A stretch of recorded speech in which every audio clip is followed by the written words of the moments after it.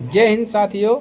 तो ये जो प्रश्न है ये बहुत ज़्यादा पूछता है, ठीक है, कि एचसीएफ, इसका एचसीएफ इतना दिया है तो इसका एलसीएम निकालिए, या एलसीएम दिया है एचसीएफ निकालिए। ठीक है, किसी कोई एक मान दे देगा, कहेगा दूसरा मान प्राप्त करिए, बहुत ही मुश्किल काम होता है। लेकिन इसको हम करने वाले हैं आसान, और पेपर में उड़ने वाला है गर्दा। ठीक है, तो 1 नंबर का खटाखट क्वेश्चन करोगे आप भी क्वेश्चन में।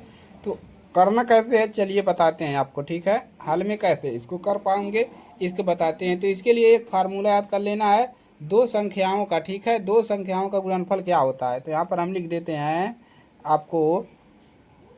फार्मूला क्या होता है, दो संख्याओं का गुणनफल बराबर होता है एच सी एफ गुणे एलसीएम। ठीक है, यह जो फार्मूला होता है। अब क्या करेंगे, दो संख्याओं का गुणनफल होता है। अब देखिए यहाँ पर हमको निकालना क्या है, दो संख्याओं का गुणनफल हो गया। अब आज क्या निकालना है, एच सी एफ और एलसीएम। हमको निकालना है एलसीएम।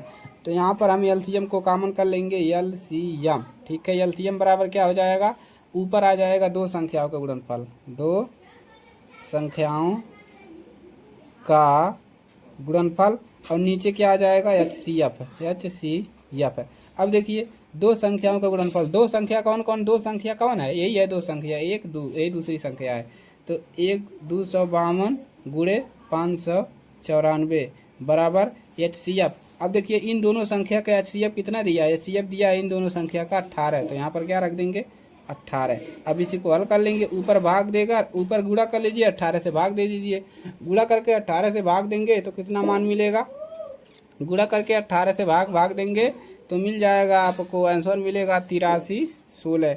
तो एलसीएम कितना मिल जाएगा, एलसीएम किसका, 252 594 बराबर 8316। इस प्रकार से आपको लगाना है, कोई भी समस्या इसमें नहीं होगा। ठीक है, चलिए तो फार्मूला याद कर लीजिएगा।